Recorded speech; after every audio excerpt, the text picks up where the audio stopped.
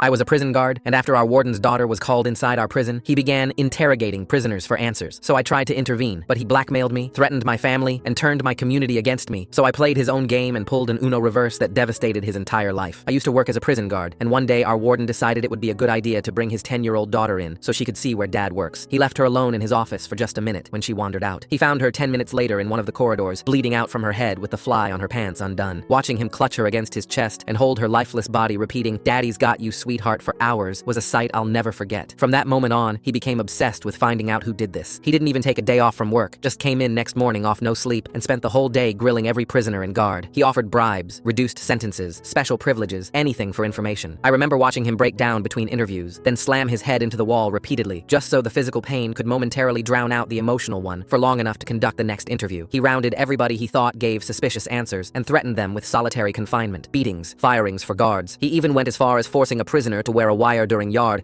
to hopefully catch an admission, threatening that prisoner with an extra 2 years to his sentence if he didn't wear it. Unfortunately, his interviews didn't get him an answer, so he started becoming more harsh. 2.5 weeks after the death, he came into work hammered and grabbed me by the shoulders, telling me today was the beginning of the end. He then rounded up all the prisoners and announced to them that until the truth about who did it comes out, they would only be getting fed every second day. The backlash was brutal, and the warden took that as a sign that the people protesting were guilty. He got a hold of everyone who stepped out of line and ordered us, the guards, to hit them. Some guards, including myself, felt bad and didn't want to, but he threatened our jobs, saying if we're hesitating, then that means one of us must have culled his daughter. He'd pace around the prison either high or hammered every day, banging on random cells to tearfully beg for someone to tell him who took his daughter. When that didn't work, he began threatening the prisoners' children. He'd call up the prisoners he found most suspicious into his office and vividly describe to them the connections he had outside and what he could do to their families if they didn't confess. Unsurprisingly, this led to the prisoners hating him, with one particular inmate even lunging at the warden in the office. Said inmate ended up getting stabbed in the arm and had 5 years added to his sentence. But that wasn't even the worst part. You see, the warden took this inmate's rebellion as a clear admission that he was the guilty one, and because of that, the inmate, Jeremiah, was brought back to the warden's office a few days later. Nobody saw Jeremiah again for the following days after, so we all assumed he was just thrown in solitary or something. But then one day, while going to get coffee, I heard screaming coming from the underground tunnels below. I went down to investigate, and the more I followed the sound, the more disturbing it got, like nothing I'd ever even envisioned before. I remember going to the door where the sound was coming from, and through the crack, I could see it. The warden had Jeremiah tied to a chair. He was doing horror movie level things to him